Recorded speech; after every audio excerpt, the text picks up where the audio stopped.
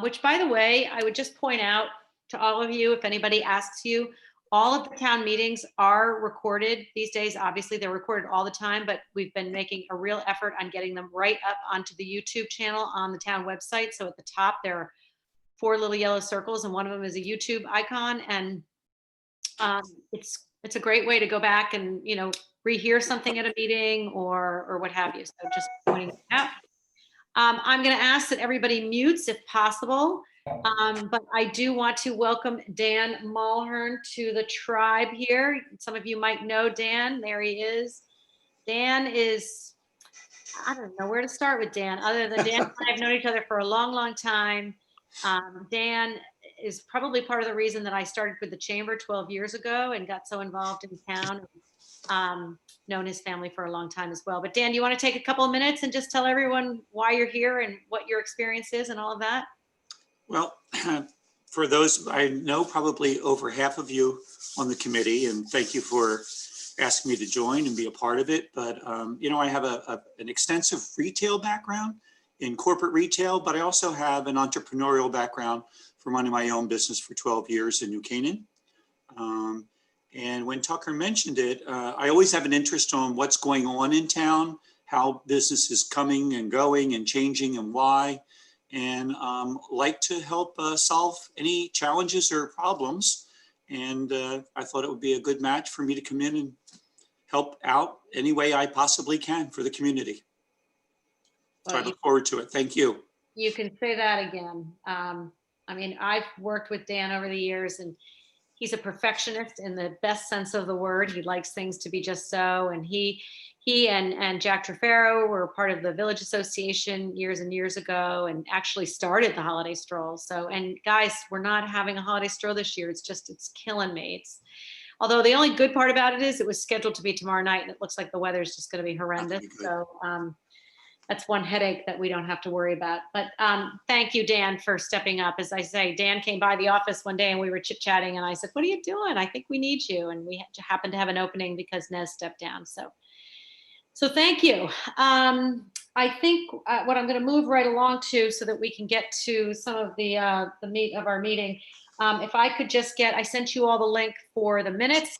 Yep. So if I could just get a motion to approve, and then a second, and an all in favor. Amanda made a motion, Karen second. Everybody good? Yep. Okay. All right. Greg, you got those motions down? Okay. All right. And again, thanks to Jack Trefero, we have Jeff Luff with us tonight. Jeff actually grew up in New Canaan, believe it or not, but now lives in Oxford, Connecticut. And he is the economic development director up there. And we've talked about economic development and sort of what that looks like in other communities. And Jack had somehow come in contact with Jeff and brought him to us. And he was supposed to be with us, as you know, at the last meeting, but he closed a big deal or something great happened. And he decided to go out to dinner and celebrate with his team. So we let him off the hook, but here he is, he's back with us. And he and I have had a couple of conversations about what our mission is as a group, and he knows our community well. So Jeff, I'm just going to turn it over to you. And if you can just tell us a little bit about your background. I think you were town planner or planning and zoning chair for a while there as well in Oxford. Yeah, so how this all started is, I don't even know at this point how many years it was been, but I was started off at the Zoning Board of Appeals. I did that for 6 years, and then I was asked to join the Planning and Zoning Board, and I've been doing that for the last 12 years, and I've been chair most of it. And then I own a business in town in Oxford.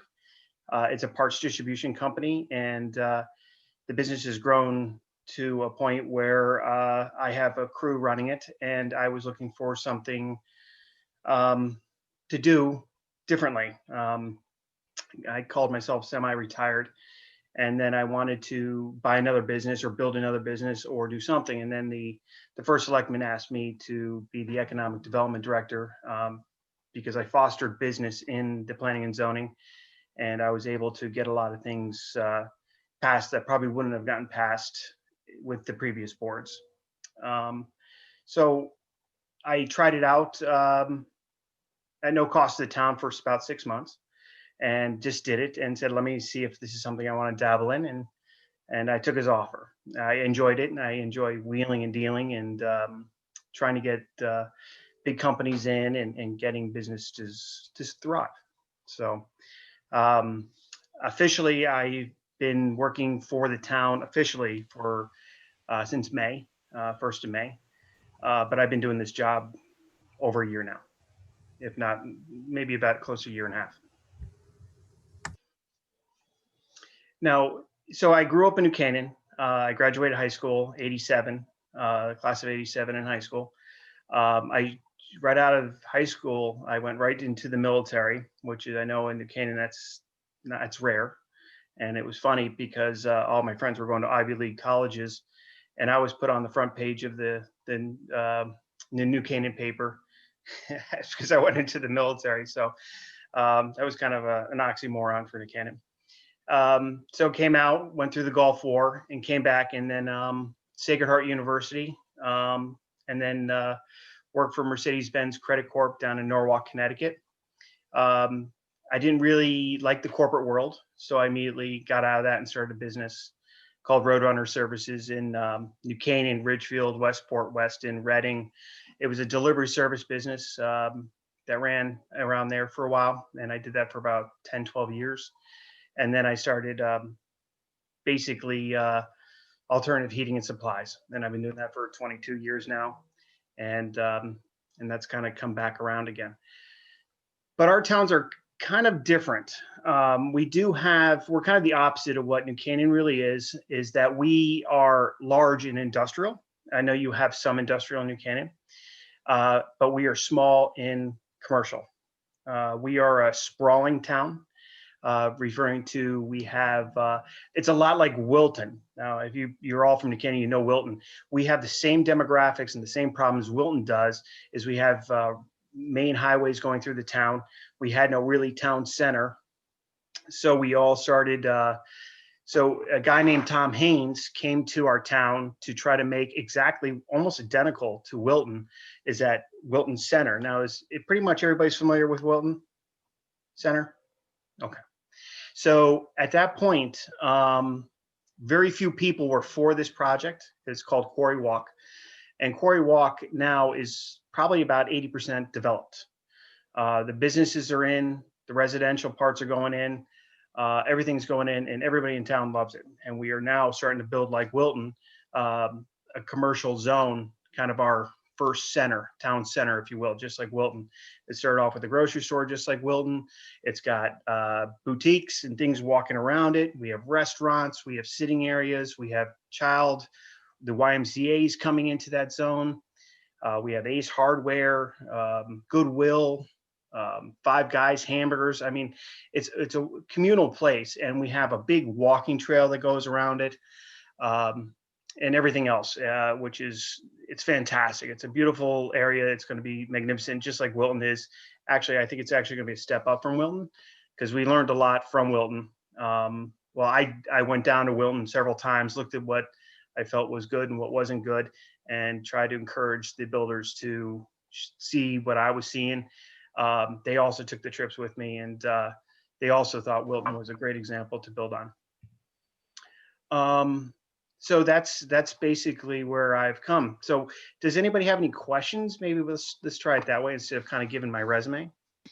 Tell us, I think what I'd like everyone to hear, you and I had a couple of conversations about this, but just how you've managed your role as economic development director.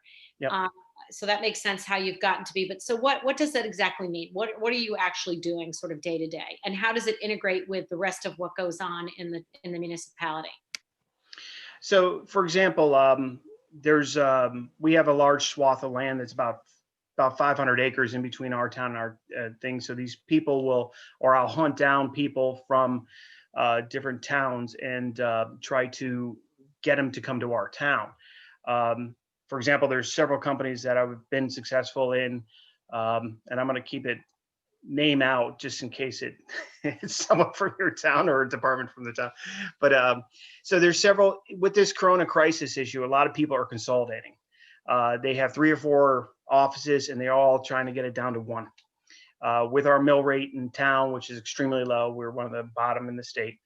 And with our industrial area, being very rural, it's very easy for these companies to come in and consolidate very easily. So I have worked hard to try to find companies that have 3 or 4 buildings, Stamford, Connecticut, Rochester, any of these areas where it's very big real estate. I'm trying to get those kind of companies to come on into Oxford, save a ton of money in taxes. And we also have an outstanding workforce. We have good people here, educated. Incomes are nowhere near what New Canaan's are, but they're not shabby either. So they're good, qualified people here as well. So And I did a little research, and then we can talk, but I did a little research just to see what our neighboring towns, how everyone handles it a little bit differently, Jeff. Mhm. And you obviously, they had the benefit of your experience with the ZBA and planning and zoning and what have you, and being a business owner, I think is a big part of it for sure. And what my takeaway was, and I'm just looking here at all the list of all the different towns around me, is that they all handle it. Some have a volunteer commission that handles it, very similar to this group. A lot of Mhm. them have groups that are like this group, and their mission is to do a lot of that. Certainly, cities like Stamford have a couple of people on staff who do this. They have, Sure. urban redevelopment. They have directors and what have you. Greenwich does it by committee. Basically, they have an economic advisory committee. Darien, it just says that they have a business development center on their website, but it still says that it's under development. So I couldn't quite figure out what that is. Trumbull has a dedicated director, and Fairfield also does have an economic development director. So maybe I think it's a good point to maybe for people to ask questions sort of Jeff. I mean, this is something that we've talked about for a long time in New Canaan. How are we meeting the needs of economic development in New Canaan? And I think that's more important now than ever. Certainly that you all know the chamber, tried to fill that role in a lot of what we did over the years. And I've been tasked now in my new role to take on some of it. And Laura and I sit and talk about, how we can do more with that now, but COVID is certainly making it a little more difficult. But does anybody have any specific questions for, yes, Amanda? Well, Jeff, I would be very interested to know, since you have both knowledge of New Canaan and you've been doing this economic work in Oxford, how you would, if you were the director of New Canaan's economic development, how would you apply what you've learned in your experience to New Canaan with our specific demographics and our village and all of the current challenges we face, like every small town is facing with the pandemic? Well, what I would probably do is I'd probably focus on trying to build up the esprit de corps, the camaraderie of town, the small businesses. For example, I used to have a very good friend named Michael Lamacher, who owned the Lamacher store or Lamacher's in Oxford. New Canaan, and he has now since moved on.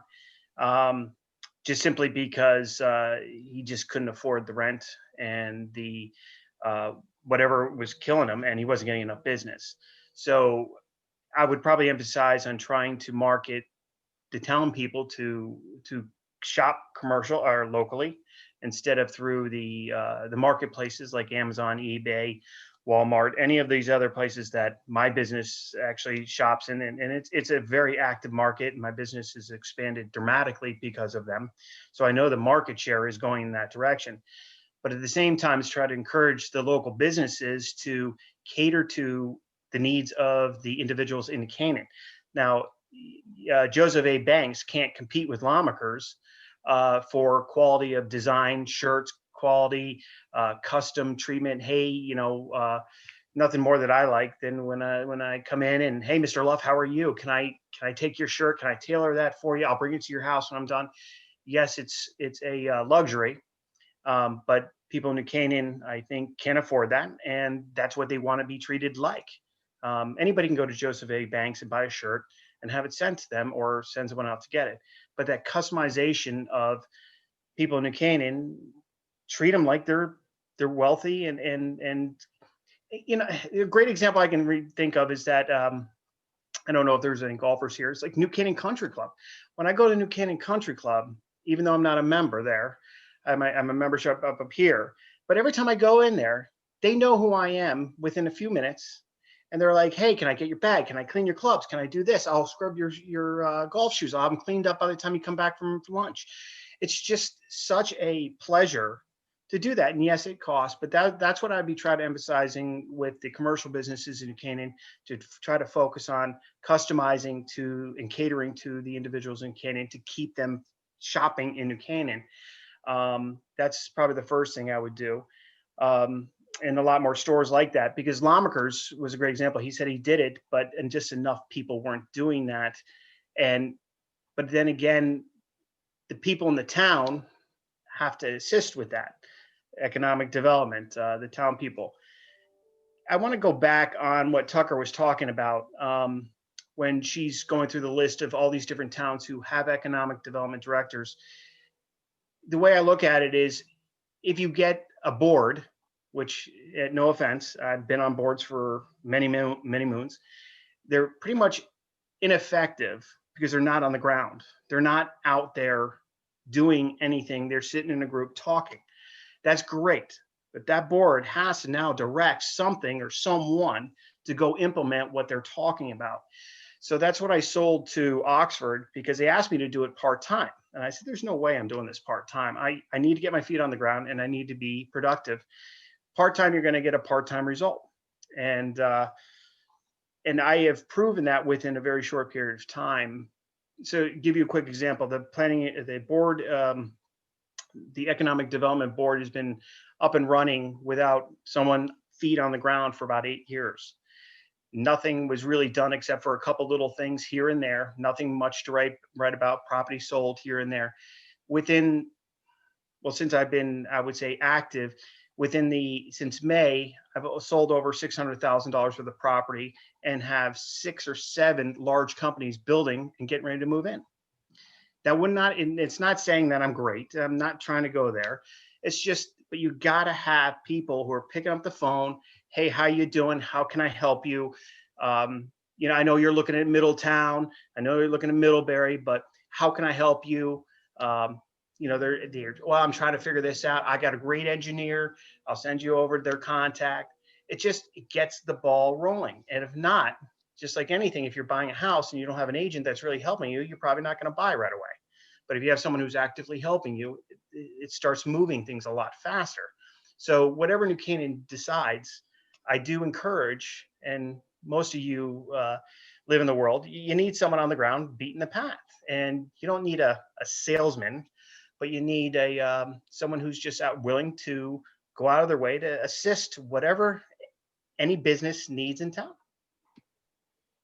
Right. It's funny that you mentioned Michael Lommaker, because he's actually a very good friend of Dan Mulhern's, and he was another one that was very involved in the Village Association and that kind of thing. So we know him well, and a great store. And I know they, did everything they could to make a go of it.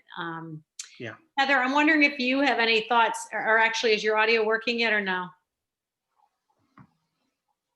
Are you there? Oh, there you are. We can hear you. Okay. So Heather does have a retail store in New Canaan, has been around for a long time. And I mean, I think, I don't know if you want to respond at all, Heather, to that point of catering sort of to the customer. I mean, you seem to be able to pull that off pretty well. Yeah, I mean, basically, we do everything. So messaging with people at midnight, if I see it, if I'm awake and they send me an Instagram message late, I respond then. If you want something delivered to Southport, I'll deliver it to Southport. And same with New Canaan. I'll go back and forth to your house 20 times. So it's like, just like you said, like we're bending over backwards, but I think that's what we've always done. So I don't know. I think that's a lot of the reason why you've been so successful. I mean, obviously you have a great product, but certainly your customer, you know what price points work, what product works, and you deliver it at any, in any way that they need it to be delivered. I mean, I don't mean physically delivering it, but you're catering to them via social media or what have you. I think we've come a long way, Jeff. I don't think all stores, I would say if you'd asked me this 5 years ago, I'd say maybe 50-50 were working that way. I think more are understanding, especially now with the pandemic. I mean, they've had to really pivot and figure out ways to sell product without people in the store. What kind of business does Heather have? Jewelry, home, and clothing. So Okay, I've had so- it for 27 years. That's a very difficult business in this marketplace, especially with the Macy's and the J.C. Penney's and all these cheap jewelry, places. It's hard. Now, does your jewelry does your jewelry stand out? Oh, yeah. Basically, what you can't find somewhere else. Yeah. Okay, Yeah. so I mean, that's always been my goal. Yeah. So But she Okay, so- merchandises it so well. You walk in her store and everything is shining and sparkling, and I mean, she's got everything from lovely diamond, jewelry to just fun stuff that looks great, but $20 pair of earrings kind of thing. So yeah, and that's great, especially for kids shopping. So I just wanted to find if you had that niche, because if you don't have a niche and you're competing with the big marketplaces, you're doomed, because people are shopping for price and nothing else. But if you have a niche with the products and the things that you have that are unique to you and your business, I think you'll survive and you do well. And especially, it sounds like you're very catering to yeah, your customers, which is also advantageous. So I think you'd be fine. Yeah. I just, besides retail, I think what's really interesting in what you're offering is your initiating contact with companies outside of Oxford and really wooing them to Oxford. Are those cold contacts? I mean, how are you? We certainly don't have the bandwidth as a group to do that kind of work, and that seems like in many ways the Chamber of Commerce and our TDAC committee does a lot of the retail and the local businesses, but we're not actively reaching out and trying to expand. It's a new great businesses. question. Great question. Most of the contacts that I acquire, and here's a great example. I can't mention the name of the company, but it's a very, very large, multi-billion-dollar company, Fortune 500 company, very strong company that they're looking at a couple pieces of property in Oxford. Now, how I found them, believe it or not, is a golf course. And actually, Susan Schweitzer, Tucker. Oh, there she did it. I'm sorry. Okay, You're so to go back to that is, I actually went to school with a girl in town, and I knew her father, who was a very prominent person. So we were out golfing, and I was out actually playing golf in Ridgefield and at the country club Silver Spring. And we started talking about this, and then somehow or another, the conversation came into, oh yeah, so-and-so company is looking for a large piece of land and looking for this building over here for $12 million. And I said, really, what are they looking to do? And well, they're looking to open a huge distribution center. They need about 230 acres, and they're buying the building at 30,000 square feet, but they wanted 60 to expand on it, but they want expansion. And I said, oh, I got the perfect place. So make a long story short, I made a contact. I had him introduce me, started the conversation. So it's just like all you in business, the way you meet people and the way you do things is just networking, just going out and just starting the conversation, even just starting the conversation. Hey, I'm economic development. Oh, really? What do you do there? Oh, I do this. And it just starts conversation. Oh, I know somebody who is working for Pinnacle, and they're looking to move over here, or a brewing company I just was working with that's coming into town. So it's just the conversation. And then I got a guy who's importing Mercedes and Porsches and Ferraris coming in. We have an airport in town here, and all the big executives fly, and they need to park their really fancy cars, and they're shipping them in from Europe. So I said, hey, I got a great spot for you. So the other thing is too, is I have a lot of land and flexibility where I know New Canaan's pretty well developed. So I have a lot more flexibility that way. But that's really how I acquire these businesses, is just word of mouth, just getting out and talking to people and networking, and just it's funny. I say in golf, but I meet a lot of people up there golfing, and when I go down to Ridgefield and play golf or whatever, I try to make those connections there and anywhere I can. Even like what I'm doing here, how this came about. Someone who knew someone found out what I'm doing and then said, "Oh, you got to talk to Jeff, because Jeff's kind of new and innovative." And the other thing, and I forgot to mention here, because this is something I'm really excited about. With my business, my parts distribution company, I'm not like someone hoping someone walks in my front door on the main street. I'm marketing across the United States and the rest of the world. He has the power to do, though that has never been. Okay. Is that just Sorry about that. I keep asking. someone trying to ask me a question, or? No, she just keeps unmuting herself and I keep muting her. Susan, please keep yourself muted if possible. Thank you. So what I'm doing, and one of the very successful ways I've been able to market my products and everything else, is YouTube, and then blogs and things like that. So now I am actively building videos for Oxford.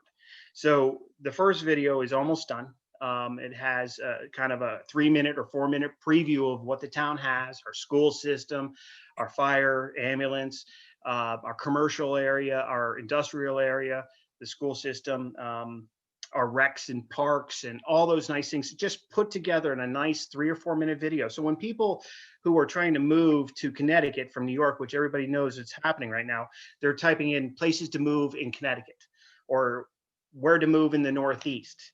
Now, with that, these videos are going to be search engine optimization to be found when these kind of search mechanisms are typed into your browser.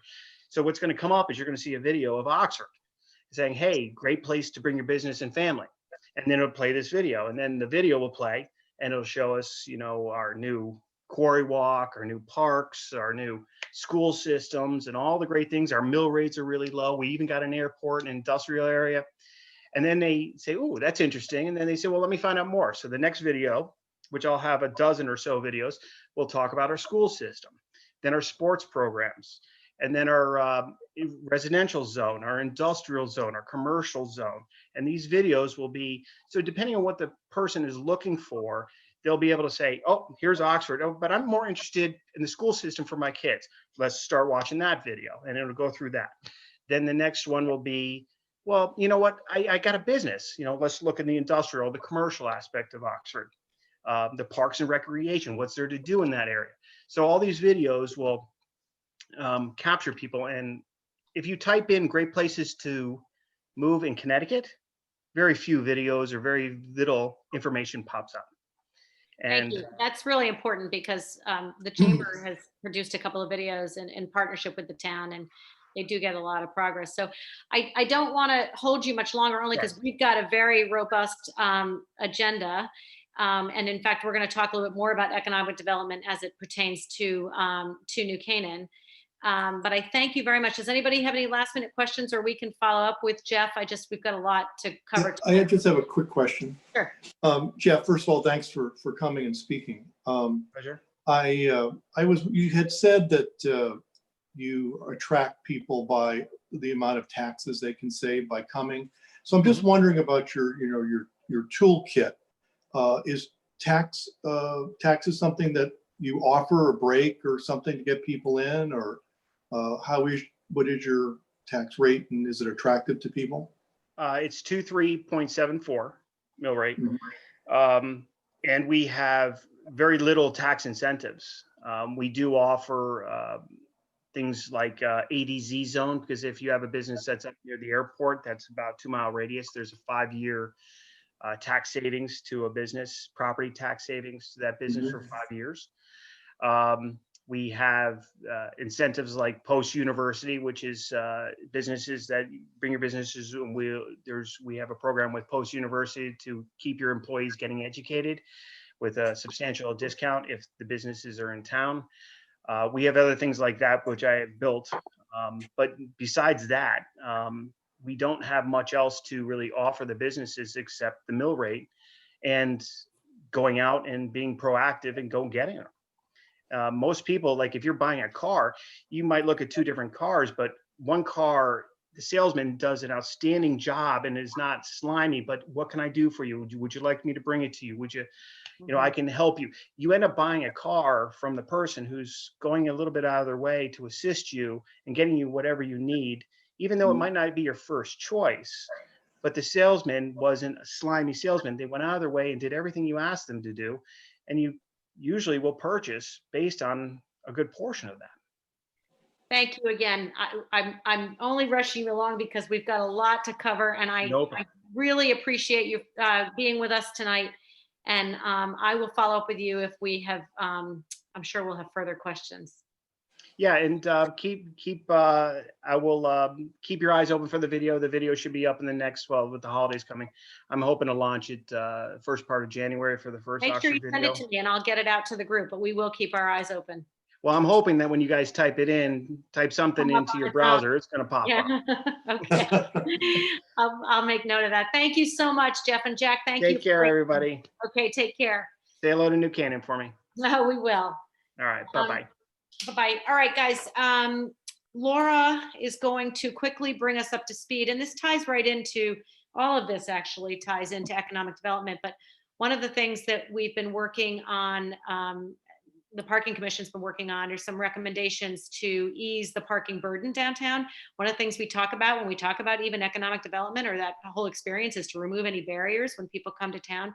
So the Parking Commission made some recommendations to the Board of Selectmen, which were adopted on Tuesday. And I thought Laura would quickly recap what we, as Laura sits on the Parking Commission as well. So we're really, we've really been watching town. If we say we kind of opened back up May, June, we've, the First Selectman's office, the Chamber of Commerce, the First Selectman brought in a parking study that was done briefly. And the way it's been is free parking in the municipal lots. In June, we started timing Main and Elm, the on-street parking, to make sure circulation stayed there. And what we saw were town was busy this summer. A lot of people eating outside, et cetera. And it was really working great, with the exception that in the Playhouse lot, and specifically Morse Court lot, there was not a lot of flow, not a lot of movement. And that's because employees were taking advantage, which, we were happy for them to do, of the close parking. And despite many emails and asking them to go ahead and to park in the outer lots, Center and Locust, it didn't happen. So we obviously want to keep things going through the holiday season and remove as many barriers as possible for shopping. But, as the world starts to turn back to normal, starting January 1st, we are going to start charging again for the municipal lots closer in. But as a relief for the workers, specifically the hourly workers, the town has agreed that they will offer free parking for employees. They'll have to register with the parking department.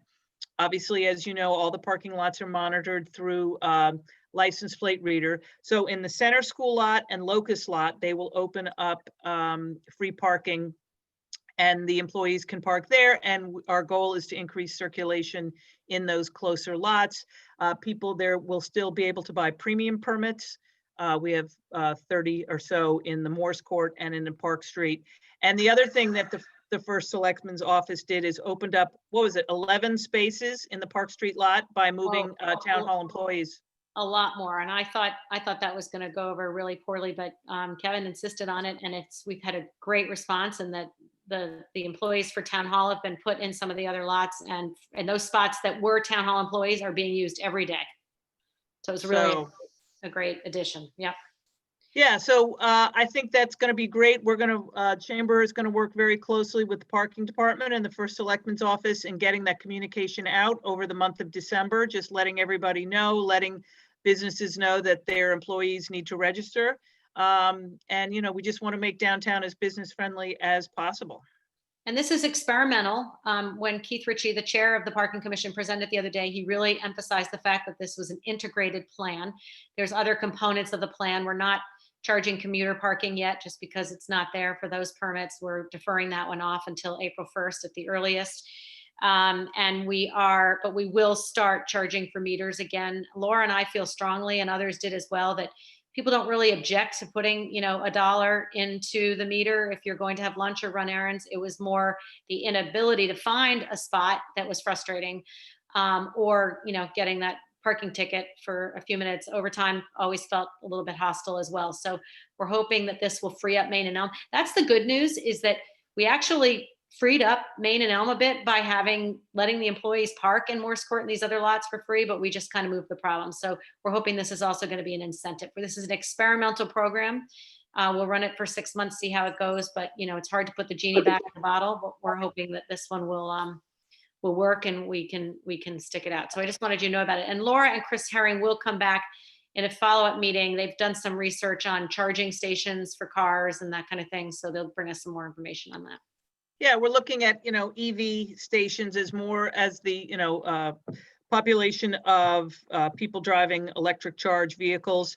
Obviously people who are New Canaan residents can charge at home, but in terms of attracting people from out of town, if someone's going to come to the Historical Society or Grace Farms or Glass House and they don't want to get anxious about losing a charge, right now we've got 2 in Morse Court, and then there's 1 at Carl Chevrolet. Other towns have the advantage of being closer to 95 where there are more of those. And so looking at potential spots and looking at it from a tourism standpoint, not necessarily from a service to residents standpoint. So we'll get back to you on that. Can I just say one thing about parking? Sure. Yeah. Just a quick question. The Historical Society lot, which is really owned by St. Michael's, is 98% of the time virtually completely empty except for my car. And it just seems to me there could be a conversation with St. Michael's. I walked downtown today for lunch and it took me like 4 minutes to get to Elm. So it really is very walkable. It's close. There's lots of spaces. If you wanted to put in an electric parking meter, I don't think anybody would object. And, it's not mine to give away. I would give it away if I could, but I think it's worth a conversation with St. Michael's. Is there, so are you going to be doing the $1 for 2-hour parking? The rates are going to be the same, what they always were. Some of the lots have different rates, but yes, the Playhouse lot, Morse Court lot, all of the metered lots, we will resume the fees of what they were pre-COVID. The workers are going to have to, apply for a permit. You're going to have to sign a letter, Heather, saying that they work for you. Yeah. But is there ever a way? I mean, I think customers are just loving the idea of not rushing and not being so concerned about their car.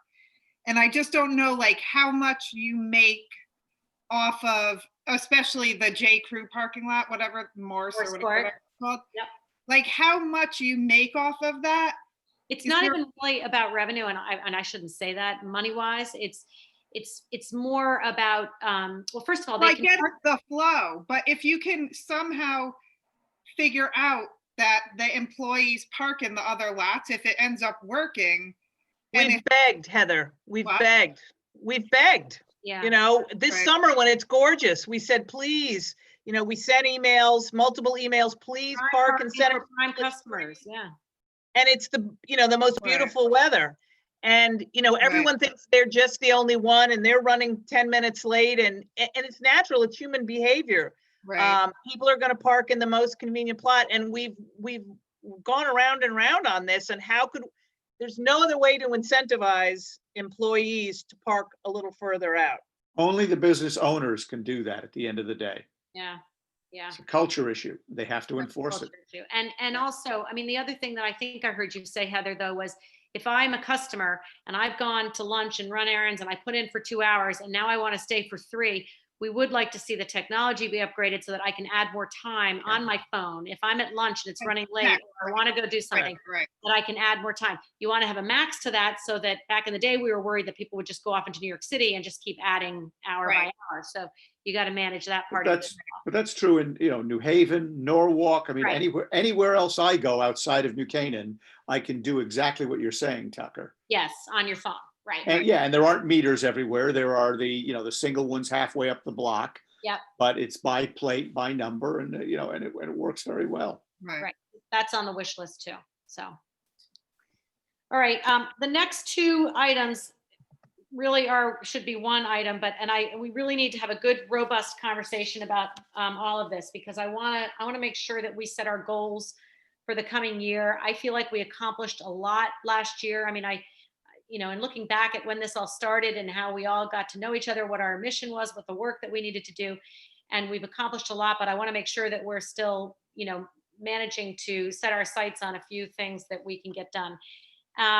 So as an item, an agenda item, I had written it up as a review of town initiatives. So what has the town done thus far for economic development, and any new strategies that we want to explore? And part of that was that we need to come up with a process, a funding allocation process for who we want to support, rather than have them just be one-offs and have people come to us and we say, that's great. I mean, we only advise to the Board of Selectmen what we think the money should be spent on.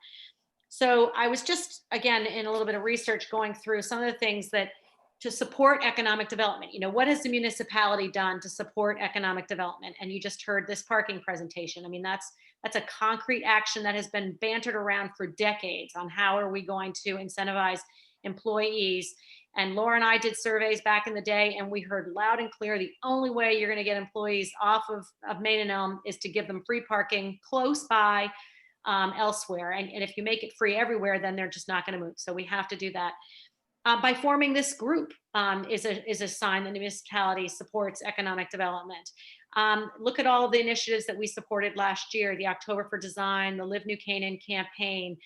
We've got Channel 79 that we're supporting now, the Land Trust, the outdoor sculpture exhibit. Bob's been working on this great chamber concert series. I mean, he's had one, and he's got a lot of others in the works that just really round out all of the offerings that we have in this town. We are talking about the noise exhibit, right? Another great thing. The outdoor dining. That was a big undertaking for the town this summer to manage that whole situation. And, as you know, we've extended it now until the end of the year, and we'll continue it as long as we can do it, weather permitting and all of that. So, and let's not forget about the zoning changes that we made a couple of years ago to allow for service industry to also be in a spot where it was only the retail A zone. So those were just some of the highlights. But going forward, we have some opportunities in front of us that I think we need to discuss, and some of them have to do with funding, and some of them are just things that we want to support.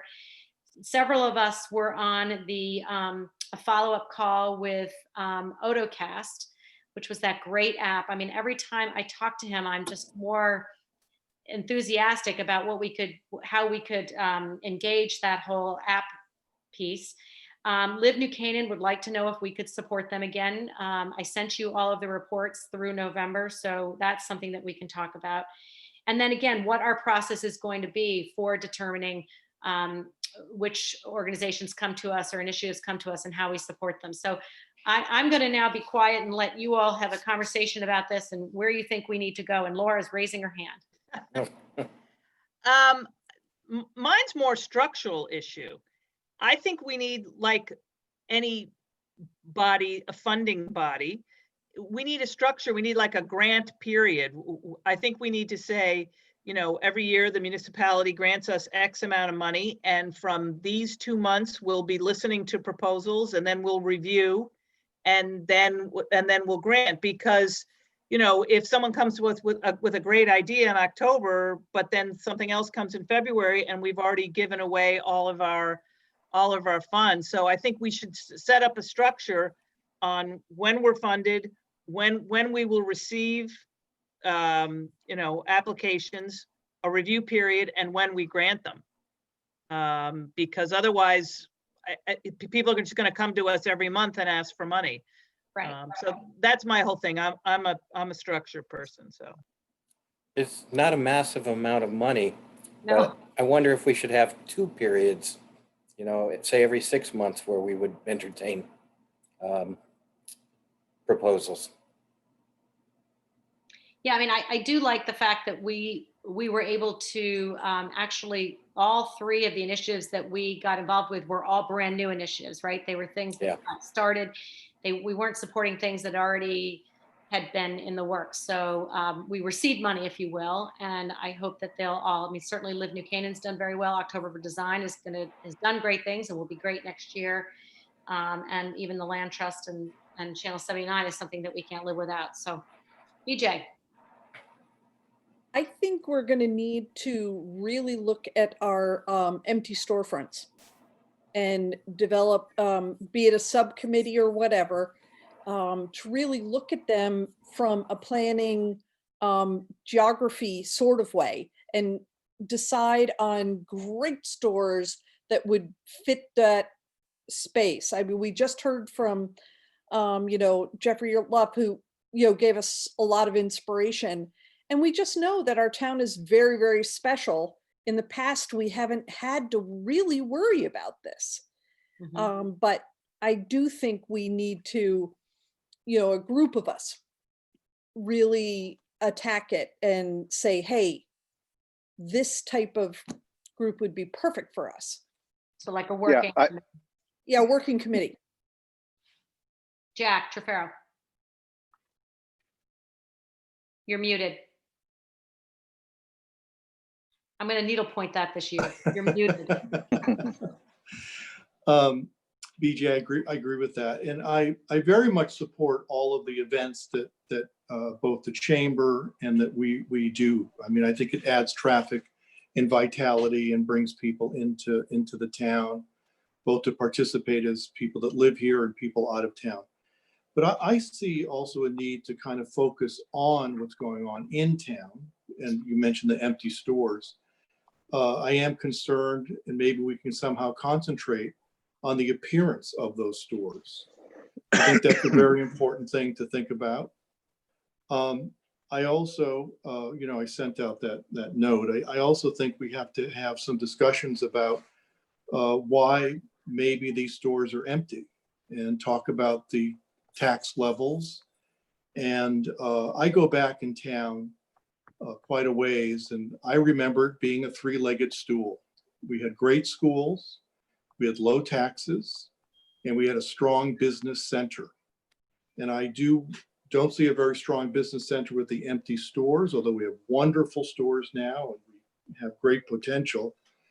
But I am very concerned, as being a real estate agent who does try to bring people in, that there is a pushback on the tax structure, both people coming in and both the people that are here.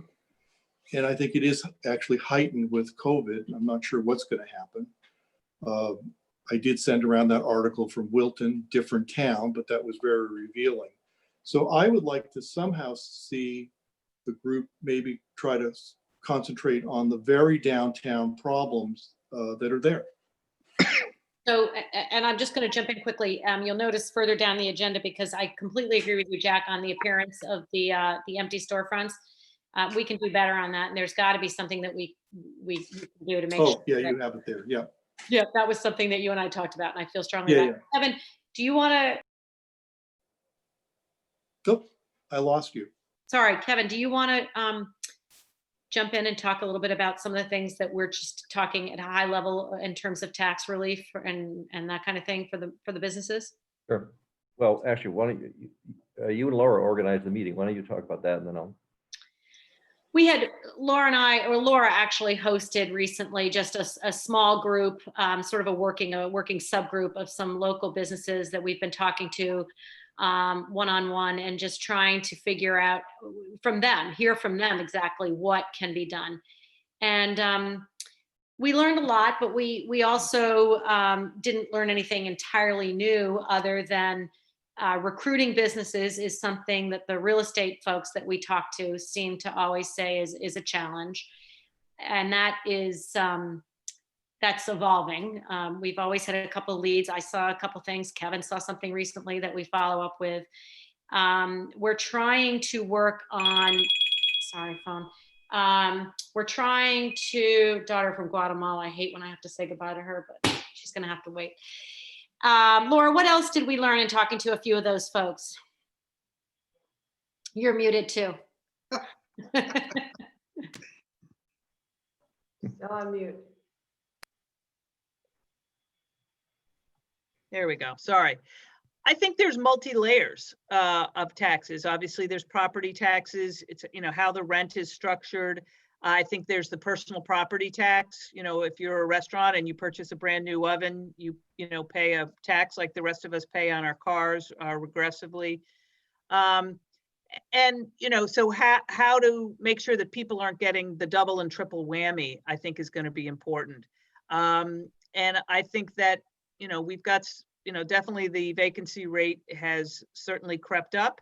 And I always say when people say a business closes and people get really upset, and what I see is every business closes for different reasons. Yes, there's umbrella and, you know, the rents are high and all that, but there's so many personal reasons.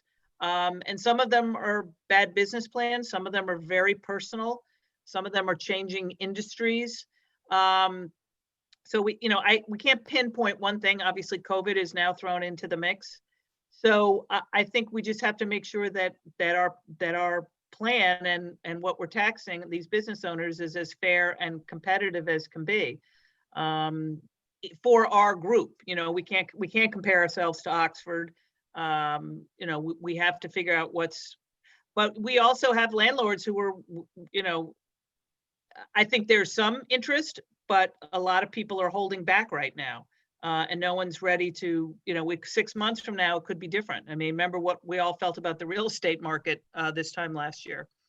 So, but I think, you know, all these things are making us look more business friendly, but it's a complicated question and we've got to take it from all sides.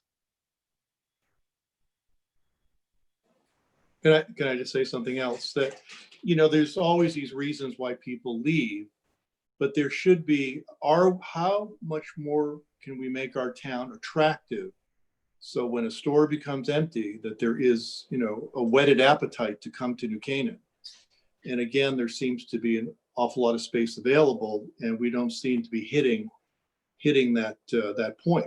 And So I I think the only issue I had with what you said around the other day was that we're not alone. I mean, I was up in Westport the other day and Westport is decimated.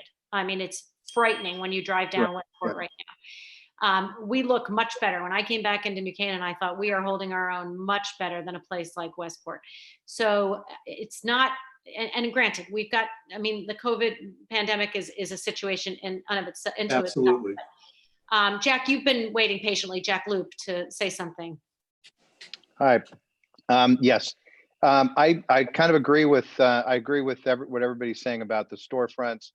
But I go back to last year when we talked about trying to, I think Bob and I kind of led this a little bit, trying to attract young companies to start up here.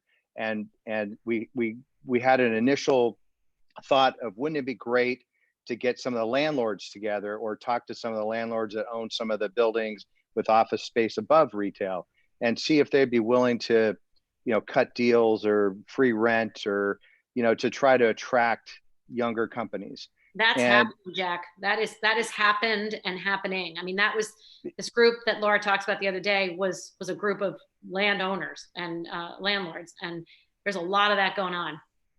And I think that's great, but I think that some of those buildings have retail below and office above. So when you're talking about retail, I think maybe, you know, BJ started the conversation by saying, let's have a group, let's maybe a subcommittee. Anybody that owns a building in this town, whether it's, we don't have industrial, but let's say, you know, office, you know, or retail building space, we should be meeting with those folks at least once a month. We should at least try to get a Zoom call together with those folks. We're not real estate agents. We're not trying to sell the space. We're not competitive. But what we should be doing is helping educate them about what's going on and opportunities. And if there's great stories like you just talked about, Tucker, let's let those other people know. If it doesn't show up in the paper, a landlord that's maybe that doesn't live in New Canaan doesn't hear the story of what, you know, somebody just did to fill their space. So let's share, let's at least part of this committee should be from economic development standpoint. That's our goal. Part of our goal is to fill this empty space. So let's help the landlords fill the empty space. They're going to have to give up rent. They're going to have to lower their rent or cut deals. We know that it's happening all around the country, all around the world. So it's not a bad time to help organize them and make that part of what we do, even if it's a subcommittee of this group. Amanda. Yeah, I don't know if a landlord would have any incentive from a tax standpoint of having their unoccupied street level space occupied by a not-for-profit.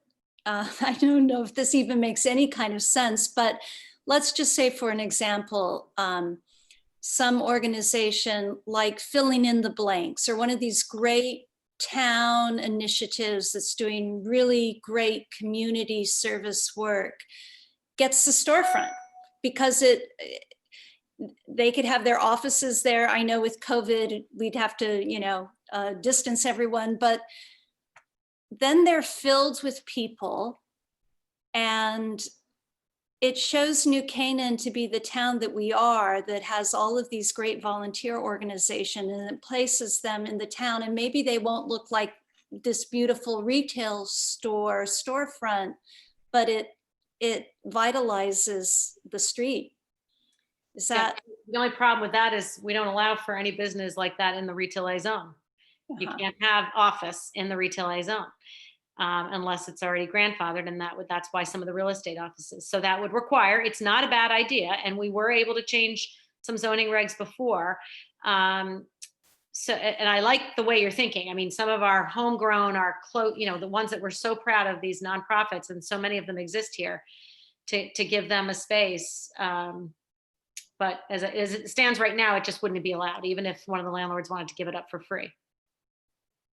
It is sort of interesting though, Amanda, because I think what you wouldn't want to do, particularly for nonprofits that are focused on needing steady cash flow and having a sense of where they're going to be, you wouldn't want it to just be a filler and then someone comes in and they're able to pay and boot them out. That would be sort of catastrophic. But I do wonder, because I'm on this Center for Nonprofit Excellence board of Fairfield County's Community Foundation, and they've been thinking about how can you incubate nonprofits in the way that, like, in Boston, there's a whole building with not-for-profit organizations. The same is true in the Robin Hood building in New York City. And nobody sort of has cornered that market in Fairfield County. And I wonder, with New Canaan Community Foundation's leadership and Fairfield County, it's sort of an interesting idea to think, could New Canaan incubate that in some way, even if that wouldn't necessarily be in a storefront? It's fascinating. Kevin actually floated that concept a while ago for the Irwin House, and we were quickly told that the landlords were unhappy with him because you were then competing with the landlords. You were saying people are paying rent to be in Brock Sachs's building, and now we're saying, here, come over to Irwin House for free, and we'll put you all together, and you can all cross-pollinate with each other, which sounds like it makes a great idea. But now we've become competitors with the people that actually own the buildings.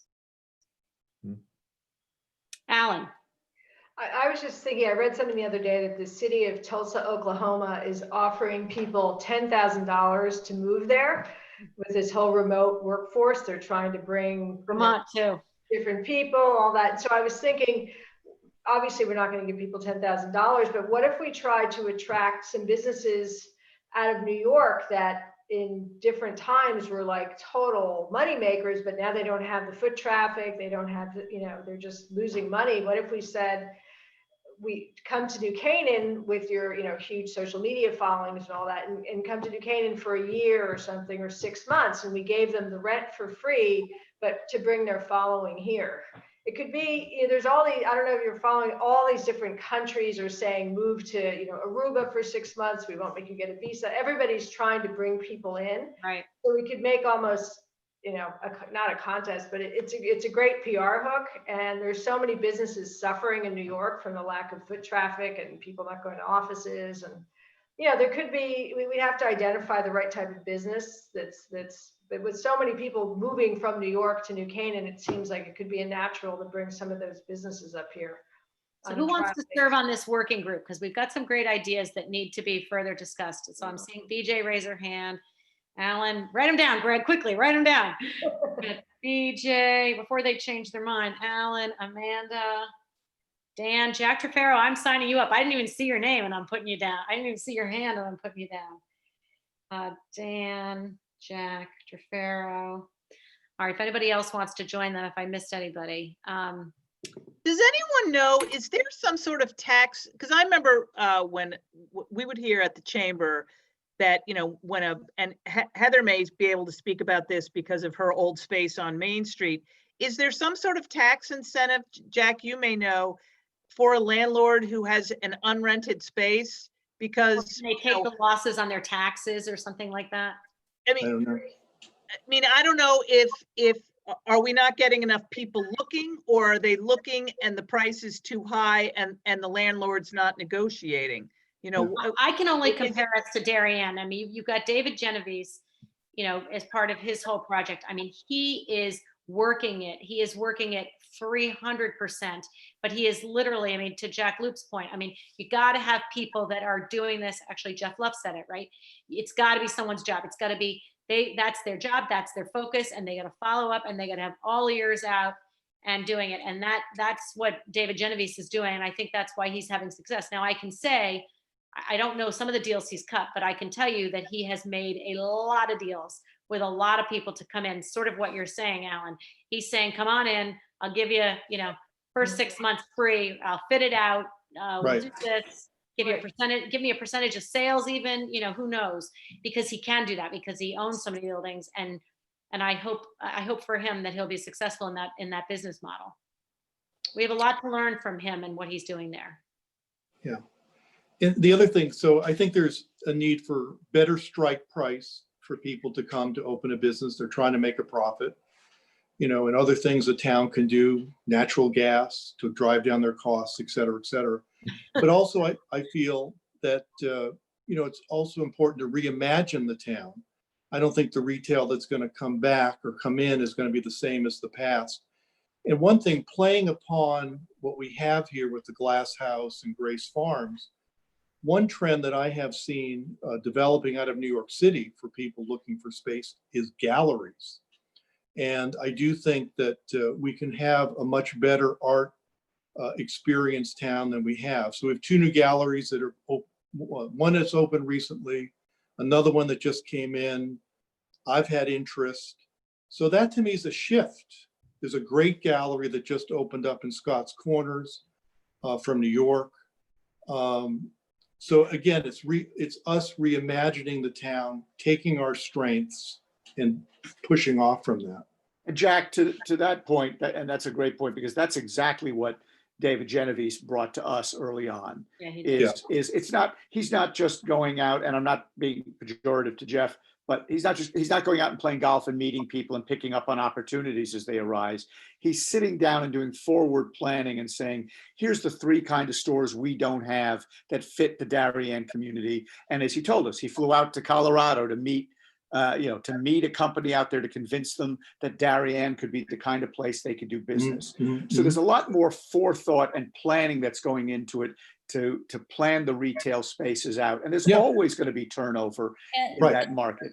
We have to realize too that this pandemic has created an entirely new economic environment. And to Alan's point, these enterprises in the city that have struggled so immensely because there's no foot traffic, we could target those companies with the idea of the Glass House and Grace Farms. And, what are these companies that would want their identity to be somehow connected to New Canaan? There's a lot of data mapping out there that's available that most businesses are using to figure out whether they should go to a community or not, and Yeah. why, and what else is there, what's going to be there. So it's not just that we have these great assets here. It's, can they succeed in business here because of not just the demographics, but any number of other data points. And it's a mix of what's here. And that's what David Genovese, when he's successful, hopefully he will be, will have done the groundwork for. And that's what we need to look forward to being able to do, which means one thing that Jeff said that's absolutely right is somebody needs to do it. Right? Somebody needs to be in charge of picking up the phone and doing the planning and saying, I'm going to go out and attract these businesses to this community because they fit, because the data says they fit. It's not an instinctive feeling. It's not a nice to have. The data says it's there. And that's the way business people are going to make their decision, Jack, right? I mean, yeah. And So- taxes and other things are nice, but they got to be able to sell. So just to that point, I reimagine the town, but also we could use a bakery that makes bread. We could use a cheese shop. I mean, there's some very basic things that we could just look around to other communities that are successful that would benefit everybody. So, and Amanda, just to speak to your point about, the traffic in New York is down. And to our credit, I bring people out here and the commercial district, Tucker, there was traffic this summer. And they commented on that. We actually have traffic where New York, in many places, it's gone. So we do have something that is very special still, of course. Heather. This is just an aesthetic thing, but is there a way, and I don't know if it's a chamber thing or who's involved, but just so it doesn't look so depressing, right? If we could have like a consistent, say it's like a mural of people shopping with shopping bags, and it doesn't have to cover the whole window, so someone interested can peek in the top or the bottom. Because a lot of people have, and just like you said, Westport, driving through Westport as well, you're terrifying. And then the same as Main Street, so.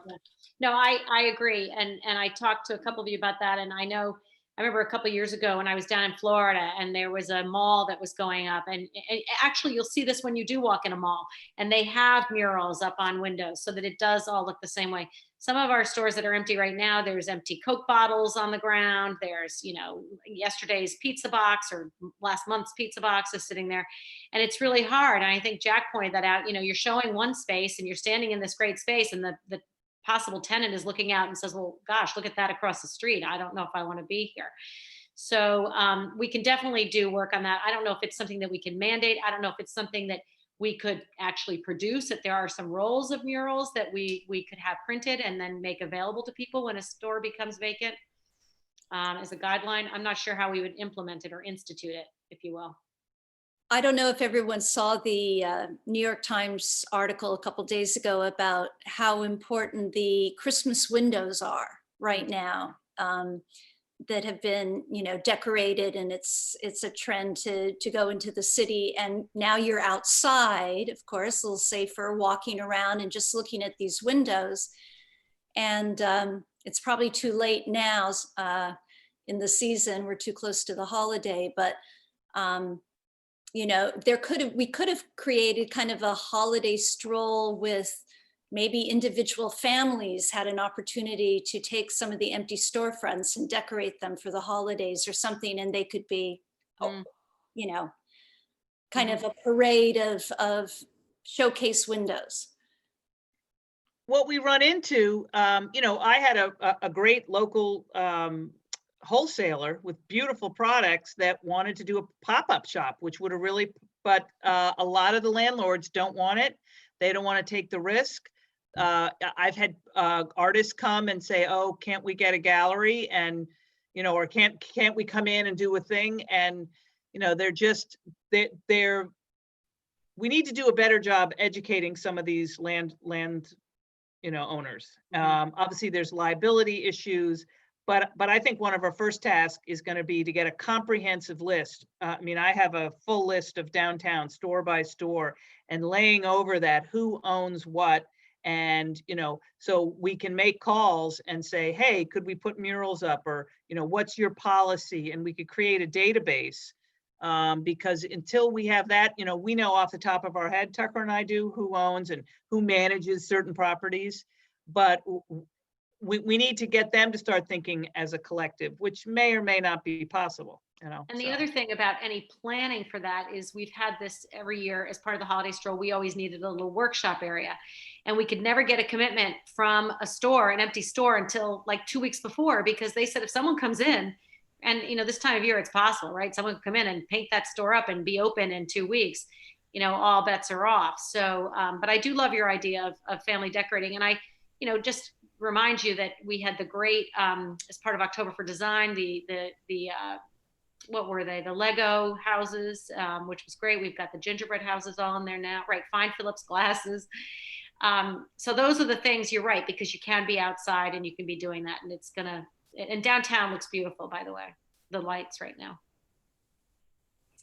Laura, can I just ask you, what are the risks? I don't get this idea that there's risk to landlords. I mean, you can require someone to have insurance. Well, they have to they have to pay the electricity, they take out the insurance, and some of them just, I mean, I could name you 3 or 4 that just will not do it. They don't want anybody in there unless they're moving in.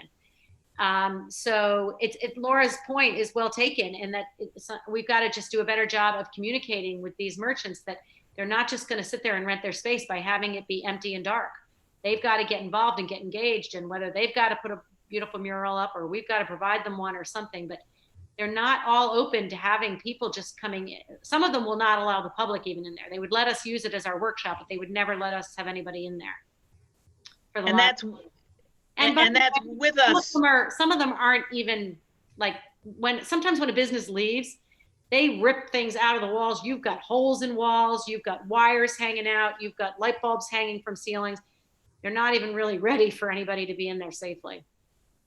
That happens more often than not, believe it or not, because when people leave, they pull things off walls and make a big mess. Tucker, what happens if we embrace the few that do and, you know, pardon the language, but screw the rest? I mean, maybe they'll follow if the few that do, we nurture. Yeah. The ones who are willing and So that goes partner back with to them. Laura's And I know point. Dan's been trying to squeeze in there too, probably. Jump in, Dan. It's a crazy group. As I've listened and I've tried to keep my mouth shut, that it all goes back to, we need everyone in the community to invest in this. And until we can get landlords, the community, and the business owners all to invest in our economic development of this town, you're not going to move the pile very quickly. And I think going back to your point, Bob, is that, you know, Jack, I think you remember we sat down with a small group of landlords many times back in the, you know, when the market crashed, and we were trying to do things and get people to come together. We had some that showed up, some had interest, but I think we just, you know, the one word that I wrote over and over down in front of me is the word educate. We have to educate to the landlords what we're trying to do for the town and the community, and they have a vested interest. We have to work with these shop owners, the business entrepreneurs. And what are we going to do for them, and what are they going to do for us? All of us have to work towards this all together. So I really see it as, you know, we're the big working group, but then have splinter off to smaller groups to make sure that we really educate on what everyone's part is. Because I love the idea of doing the windows. We could actually have windows done for holiday in less than a week.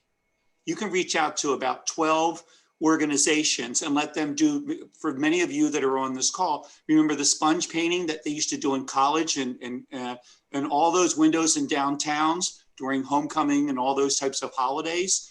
It could be magnificent to look fun and exciting as we show off the stores that are open and show off the great downtown. And then start working with landlords. And if we can get 2 of them that will change their point of view to help us move forward with new businesses, cleaning up the storefront, mandating some standards of what it looks like when their stores are not filled, and that time happens.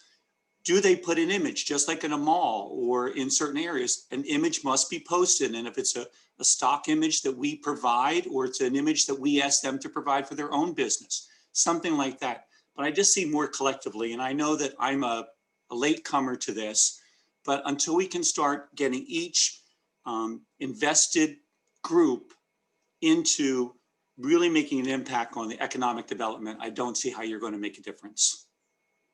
I think I agree 100%. I think, Laura, maybe another gathering we might want to try is to gather, to your point of we need to, know who they all are, but get these ones that do seem to have the empty storefronts, get them on sort of the same page. And many of them are right next to each other, so they could really help each other out. Yeah, and maybe, Tucker, what we do is some of us may know certain landlords personally. Right. Let maybe a representative from the group go and have an individual conversation with them first, saying this is what we'd like to do. But before we bring you into a larger group, how do you feel about that? Versus putting them in there and maybe having it be not as comfortable an environment. So what Laura and I can do is start sort of a spreadsheet of all the empty storefronts, right? And then we'll send it out to the group. Anybody can fill in who they know or who might want to reach out. We'll have a game plan that we'll determine ahead of time, sort of what our talking points are, what our goal is, what we're trying to achieve. And because this doesn't have to just be through the holiday season. And, you all know we're heading into the tough times. Yeah. So, Tucker, does the municipality have any database on this, on who owns what buildings and everything? yeah, I mean, it's all public information. It's all through the assessor's office and that kind of. Yeah, I think that would be a good start. And we can take our map and overlay who owns, who manages, because we have, that chunk of Main Street, that is a out-of-town landlord who we invited to our kind of conversation with other landlords, and he didn't acknowledge the receipt. So we got to do a different reach out to him. What do you think about inviting a single one of these landlords to our group to have them tell us, so that they feel like that we're partnering, that we want to help them in a way, get them to tell us how the community can support them, what kinds of businesses they think that just a little bit more of a gesture towards their being a part of this group. And if it's done individually, really give them, an opportunity to talk to us. We sort of have that with Brock, who's not here tonight. Brock is a broker, but also a landlord. Right. And the beauty of Zoom is that, Laura, I think there's a couple that live in California. There's one that lives in Florida. So they could certainly be invited to join us. They don't have to do anything. But I think grabbing the low-hanging fruit, the ones who are already on board, because like one of the ones, at least in California, we're just not going to change that point of view. They don't care if the entire building sits dormant and they're not going to do anything to it. I mean, they really are. I'm a tenant. I know. Yeah. So I think there's just some people who aren't going to. All the stuff left in his building, posters from last year. Absolutely. So, and I fight this on a daily basis. But I think there's some who are in, and we bring the ones who are in and create the critical mass through that, to Dan's point, get them in, and then others will either follow, or, if we can regulate signage, and this is a question I have, if we can regulate signage in town, can't we regulate an empty storefront in a sense to standardize signage, even if it's just a mute mask, an opaque mask or something that says I can't see into the trash on the floor, right? Something. Are we able to do that? Or blue paper instead of brown paper or something. Yeah, but not, I have just something I've throw back in to however you're going to set up subcommittees. But one of the things is, what about, I think we talked about this last year as well. We have so many smart people in this town that are retired, that have great skill sets and so forth. What about trying to help save some of these retailers and some of these companies before they go out of business? Yep. So if they could raise their hand and say, hey, you know what? It's been really tough. We all know it's been tough. And this last year has been really tough. I need help. And maybe it's financing help. Maybe it's negotiating with the landlord. And maybe that's where you can pull them together. It could be other things, could be marketing, could be a new website, whatever it is. So what can we do to help save retailers and businesses? It's been done. It's been done. We did it as part of the Reopen New Canaan campaign, or not campaign, initiative for downtown New Canaan post-COVID, or when COVID wasn't, I don't know, whenever we were talking in May. We had a group, and we had how many? 25, Kevin? 25 different professionals at all different levels, all different skill sets of levels of expertise, everything from funding to accounting. And we married them up with businesses. It worked to some extent, but there were five what, Laura? I think only, and we reached out to every downtown business. And I'd say only of these guys. There were 25 guys and gals on this list. No, but I'm saying the businesses that took advantage of it. I know, we sent them the whole list of Yes. all of the people that could help out. Right. How many of the businesses that you that didn't take advantage of it aren't here anymore? Oh, I don't know that number. No, I wouldn't say a lot. No. And that's, Jack, that's the really frustrating thing. I can think of one business who is constantly coming to us back in my chamber days, and I don't know what to do. I'm not going to make it. And we would say to her, talk to this person, do this, do that, and nothing. Mm-hmm. And a lot of the ones that left, like Papyrus or Space NK, those were corporate decisions anyway. But some of the small individual businesses, some of them did, take advantage of it. And I think there were some productive conversations. I don't know if any of you know Eric Muhammad, but he was the lead on this. And he was the one that put together this whole group of professionals. And it was quite a robust group. And they were offering up all their services for free. And we did definitely try it. And it was. Okay. Has it disbanded? No, I mean, we left it up to, there was actually, there were a couple of negative consequences of it. I mean, a lot of this was private information that was being shared.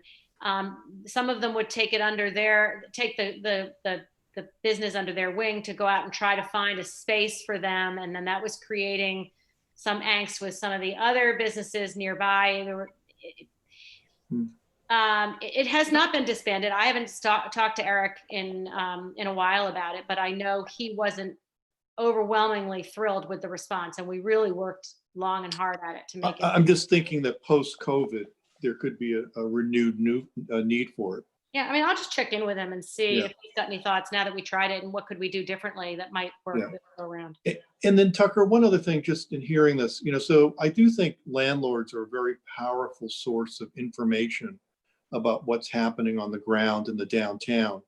And that group, when they are gathered or you do that, there should be government officials there. There should be people from the town council, et cetera, hearing what they have found and are feeling and need. And again, I think that would be good.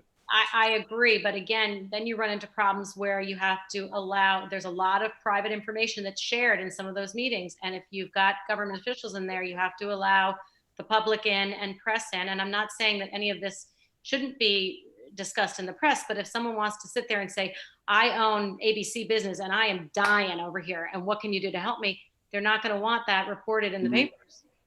Yeah, Jack, this was my meeting that I called because we have done it in the past. And, I sort of looked at the calendar and realized we hadn't done it in a while.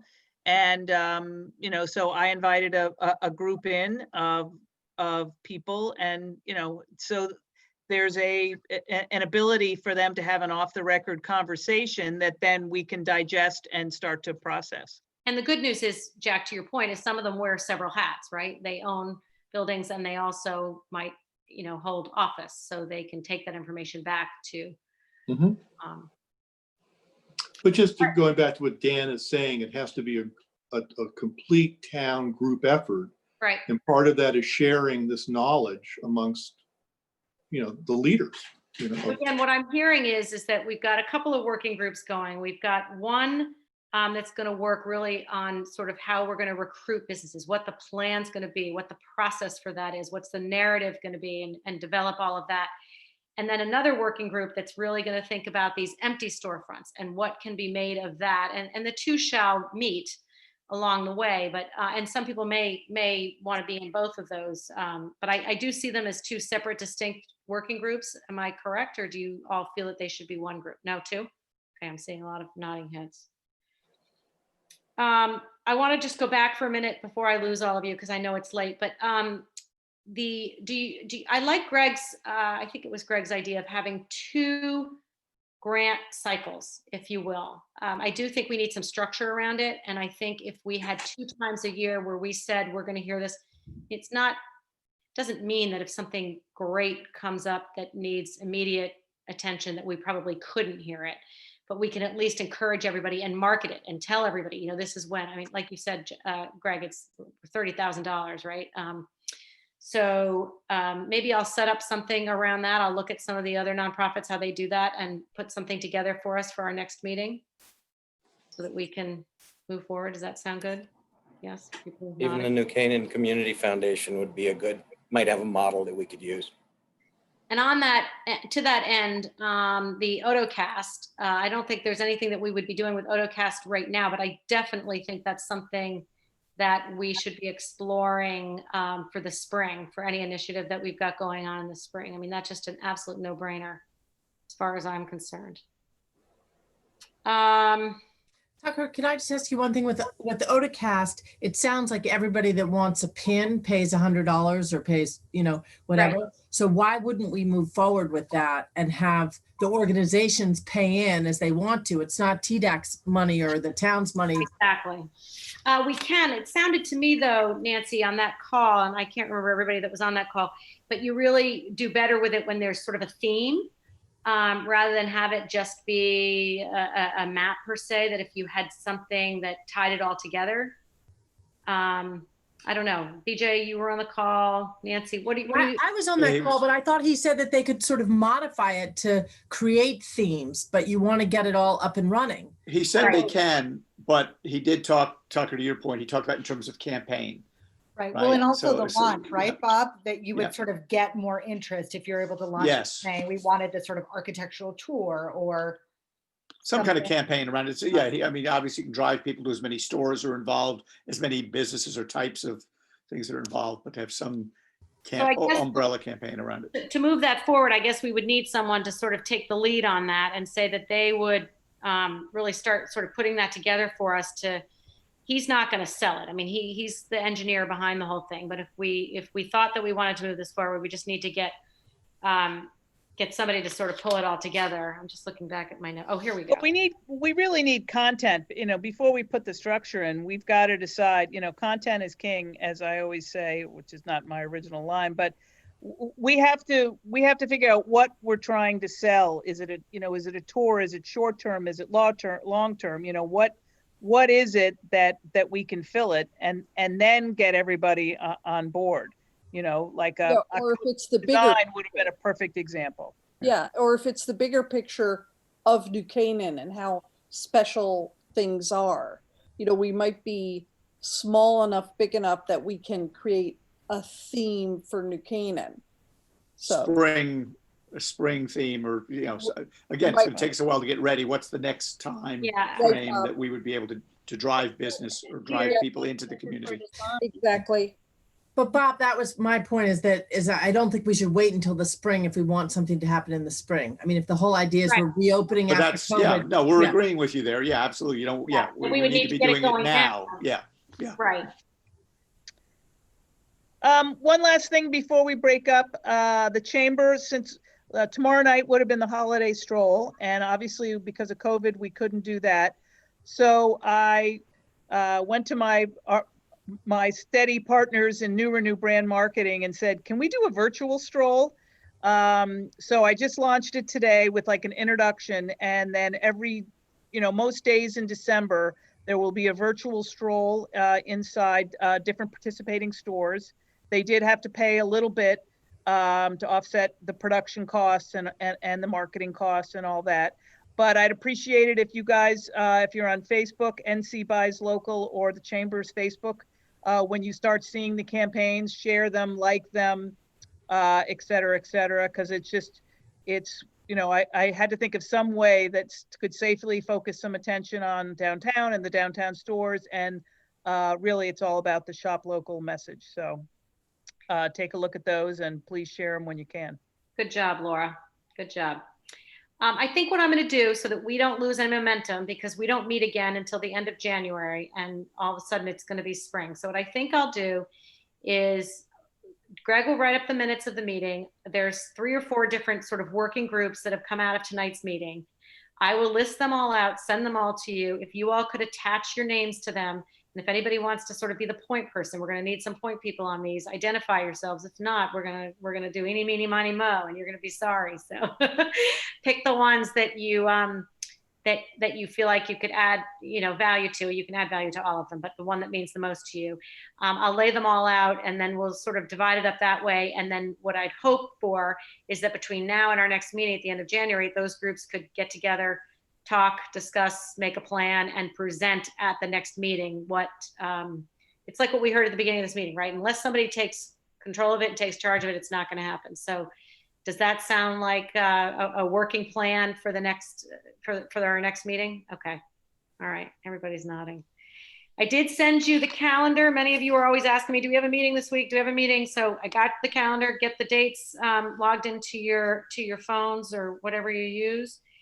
The Board of Selectmen would like to hear from us again. This is another little working group. I'd love someone to help me put together a quick presentation. We're going to go before them at one of their January meetings. They just would like an update of our activities. So, okay, BJ will help me with that. And then as many of you that can attend that meeting, they're Tuesday mornings. I can't remember which date I put us down for. Things move along in that one, but so that we can just tell them, and this is a chance for us to sell what we've been doing and sort of validate the funds that have been allocated to us. And also for the budget cycle coming forward, we have to, make sure we keep that money coming in. All right. Anybody else? Bob, do you want to do a quick update on your chamber series, concert series? I could. It's 8:33. I can see the yawning is starting to happening, but just. No, I hear you. And I won't call people out because we can all see them.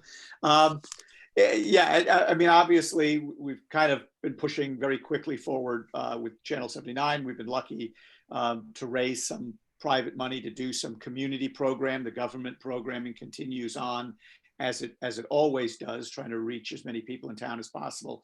On the community side, we did the outdoor concert that you all know in early October at the Presbyterian Church for 150 people with a local Andy Armstrong, who's born and raised in New Canaan and is now a world-renowned virtuoso on the piano, flies all over the world, and he brought a couple of other famous musicians in with him.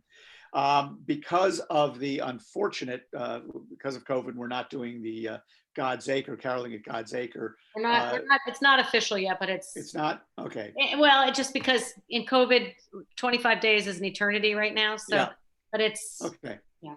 So in theory, but what we're going to do simultaneously then, I'd be one of the happiest people in the world if it came back and we could go out there. Yeah. Is we've put together a concert which we just shot the other night at the Carriage Barn as a partner. And what we're doing is partnering with different organizations in town. It'll be a 1-hour concert with Andy as the featured player. But we've also got, he's going to play 3 suites from the Nutcracker, to which Ted Thomas and New England Academy of Dance is going to dance to. We will be doing a caroling section for the community. And for some of those carols, Sarah Gleason and the New Canaan High School Choir is going to be singing like we see ourselves here, except singing and in tune, singing carols that we as families at home can sing along with. And we think St. Luke's is, their choir is also going to be able to jump in and sing a couple of carols as well. So it'll be an hour of holiday music. And, we did a very large Lincoln Center type shoot the other night. We had some wonderful sponsors jumped in to help us underwrite it. So it's going to be a pretty fabulous concert. And I'll quickly tell you, we're doing a second concert, which we're shooting on this coming Monday night as well. And we've partnered with the Country Club of New Canaan there as well. And that's going to be a pianist who is, he was the musical director for Les Mis on Broadway, for 42nd Street on Broadway, a Grammy Award winning pianist, Tony nominated as well, will be joining a student from, former student of St. Luke's, again, from town here, a young man named Henry Jodka, and they're going to be doing mostly Broadway show tunes, and then ending with some caroling for the holidays. So we've got 2 big concerts coming in the holidays. We've been working with the New Canaan Men's Club. They're going to be doing a virtual Christmas carol, which will also be premiering. So we've got a lot of holiday stuff. We're trying to fill in the blanks here over the holidays with some community programming. And we've just been blessed that some people from the community have jumped in and been willing to underwrite those programs. So watch for the information. And that Christmas Eve thing would happen at 6:30 on Christmas Eve, or? Well, we've started at 6 o'clock because the caroling will start at 6:30. Gotcha. So, yeah, so he'll start playing at 6, the caroling start at 6:30. So trying to fill in that same place that, you know, we always have been caroling together. And then being 79, all these things will be repeating, you know, endlessly throughout the holidays and into the new year. So we'll have a lot of music and a lot of fun programming. So watch for it and help promote it, cross promote it if you can. Thank you. Anybody got anything else to add before we adjourn? All right, so then I need a motion to adjourn, but just to recap, you're all going to get an email from me in the next week or so listing sort of the subcommittees that we've talked about tonight, the working groups. You're going to send back which ones you want to be a part of, and if you're willing to take the lead on any. And then what we'll basically do, this is how the town council and all the other bodies work, but basically at each meeting, those groups will report on what they're working on and what they've accomplished, and we'll go from there. All right, motion to adjourn. Who is that? Alan, second. BJ, all in favor? Thank you, guys. Have a good night. If I don't see any of you, have a wonderful holiday season, but be safe. See ya. Welcome, Dan. Bye. Welcome, Dan. Thank you. Bye, guys. Have a good one. Bye-bye.